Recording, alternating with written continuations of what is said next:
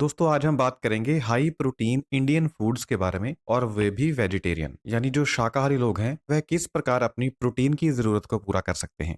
देखिए अगर आप मसल गेन करना चाहते हैं यानी बॉडी बिल्डिंग करना चाहते हैं तो आपको अपनी बॉडी वेट के हिसाब से 1 किलो बॉडी वेट के ऊपर 2.2 ग्राम प्रोटीन खाना जरूरी होता है, तभी आप मसल गेन कर पाएंगे। यानी एग्जाम्पल के लिए अगर आपका बॉडी वेट 50 किलो है तो 50 इंटू 2.2, क्योंकि 1 किलो के ऊपर 2.2 ग्राम प्रोटीन आपको खाना है तो ये बन गया 110 ग्राम प्रोटीन। यानी अगर आपका वेट 50 किलो है और आप वेट गेन करना चाहते हैं तो आपको कम से कम 110 ग्राम प्रोटीन जरूर खाना चाहिए। कम खाएंगे तो फिर आपकी बॉडी नहीं बनेगी। अगर आप एक नॉर्मल इंसान हैं, आप बॉडी बिल्डिंग नहीं करते हैं, सादा जीवन जीते हैं, तो फिर भी आपको प्रोटीन की जरूरत है।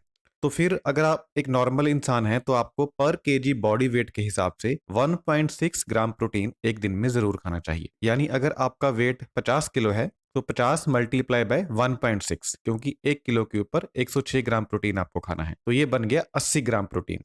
तो आप अपने बॉडी वेट के हिसाब से अपनी प्रोटीन की एक दिन की जरूरत निकाल सकते हैं। अगर मसल गेन करना है तो 2.2 ग्राम प्रोटीन पर केजी बॉडी वेट। अगर मसल गेन नहीं करना है, आप नॉर्मल इंसान हैं जो एक्सरसाइज नहीं करते हैं, तो फिर 1.6 ग्राम प्रोटीन पर केजी बॉडी वेट।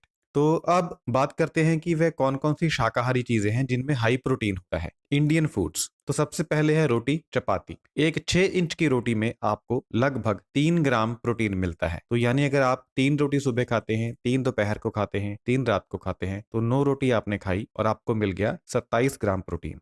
दूसरा हाई प्रोटीन फूड है लेंटिल्स, दालें। अब मैं इसमें किसी खास दाल की बात नहीं कर रहा हूं, इसमें मैं सभी दालों को कॉमन रूप से ले रहा हूं। जैसे मूंग हो गई, मसूर हो गई, चना हो गया, जितनी भी दालें हैं उनको अगर हम कंबाइन कर दें तो अप्रोक्सीमेटली 100 ग्राम पकी हुई दाल में 9 ग्राम प्रोटीन होता है। किसी में कम, किसी में ज्यादा, on an average 9 gram protein 100 ग्राम दाल के ऊपर। तो ये दूसरा हाई प्रोटीन फूड सोर्स है वेजिटेरियन लोगों के लिए। तीसरा है मिल्क, दूध। दूध सभी लोग पीते हैं। एक बड़ा गिलास 200 ml का अगर गाय का दूध है तो उसमें होगा 7 ग्राम प्रोटीन। अगर भैंस का दूध है, बैफलो मिल्क है, तो उसमें होगा 9 ग्राम प्रोटीन। अब हम यहाँ पर इस बात पर चर्चा नहीं कर रहे हैं कि दूध पीना चाहिए कि नहीं, वह एक अलग विषय है, लेकिन बहुत सारे लोग दूध पीते हैं, इसलिए दूध प्रोटीन का एक सोर्स है।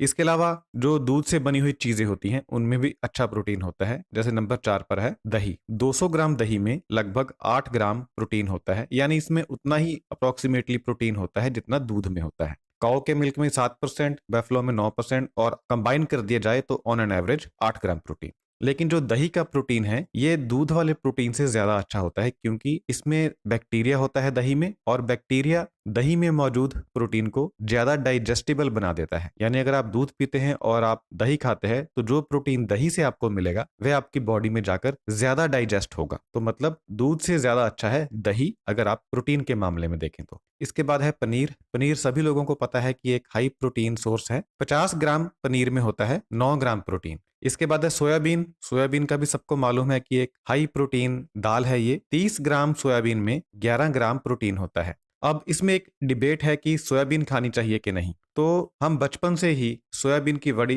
खाते आए हैं। अगर आप इसको थोड़ी सी मात्रा में ले लेंगे तो इसका कोई नुकसान नहीं होगा, ज्यादा मात्रा में लेने की जरूरत नहीं है। इसको खाना भी थोड़ा सा मुश्किल होता है। आप एक काम कर सकते हैं कि 30 ग्राम सोयाबीन का आटा आप अपने गेहूं के आटे में मिक्स कर लीजिए, उससे जो चपाती बनेगी उसमें प्रोटीन की मात्रा बढ़ जाएगी। तो 30 ग्राम सोयाबीन में 11 ग्राम प्रोटीन। इसके बाद आ जाते हैं नट्स। नट्स में सभी तरह के नट्स आ गए, जैसे अखरोट, बादाम, पिस्ता। तो एक on an average 15 gram nuts में 3 ग्राम प्रोटीन होता है। तो ये भी आप थोड़े से नट्स अपने भोजन में शामिल कर सकते हैं। इसके बाद है ओट्स। ओट्स प्रोटीन का अच्छा सोर्स है। 35 ग्राम ओट्स में 6 ग्राम प्रोटीन होता है। इसके बाद आ जाते हैं स्प्राउट्स। यानी अगर आप दाल को भिगो कर रख दें और 1-2 दिन बाद या 2-3 दिन बाद उसमें से स्प्राउट्स बाहर आ जाएं, दाल अंकुरित हो जाए, तो उसमें प्रोटीन की मात्रा बढ़ जाती है। ऐसा देखा गया है कि नॉर्मल दाल के मुकाबले स्प्राउट्स में प्रोटीन की मात्रा 30% ज्यादा होती है। एग्जाम्पल के लिए अगर आप मूंग दाल लेते हैं तो 30 ग्राम मूंग दाल जो कच्ची होती है उसको आप भिगोएंगे तो लगभग 100 ग्राम स्प्राउट्स बन जाएंगे। अब 30 ग्राम मूंग की दाल में 7 ग्राम प्रोटीन होता है, लेकिन जो स्प्राउट्स होंगे उनमें 9.1 ग्राम प्रोटीन होगा। यानी किसी भी दाल को अगर आप स्प्राउट्स बना करके खाते हैं, मूंग हो, चना हो, तो उसमें प्रोटीन की मात्रा 30% बढ़ जाती है। इसके बाद जो हाई प्रोटीन सोर्स है वेजिटेरियंस के लिए वह है पंपकिन सीड्स, कद्दू के बीज। तो 15 ग्राम कद्दू के बीज में लगभग 4.5 ग्राम प्रोटीन होता है। तो इन सभी को आप मिक्स करके खाएं, अपनी पहले कैलकुलेट कर लें कि अपने बॉडी वेट के हिसाब से आपको कितना प्रोटीन चाहिए। तो फिर जो मैंने आपको आइटम्स बताई हैं इनको मल्टीप्लाई कर लें। जैसे अगर दूध का 1 गिलास पीते हैं तो आपको 7 ग्राम प्रोटीन मिलेगा, दिन में 3 पी लेंगे तो 21 ग्राम हो जाएगा। तो इसी तरीके से आप चीजों को कम या ज्यादा कर सकते हैं। 200 ग्राम दही खाएंगे तो 8 ग्राम प्रोटीन मिलेगा, 600 ग्राम दही खा लेंगे तो 24 ग्राम प्रोटीन हो जाएगा। तो आप देखिए कि आपको एक दिन में प्रोटीन की कितनी जरूरत है, जो फार्मूला मैंने आपको शुरू में बताया।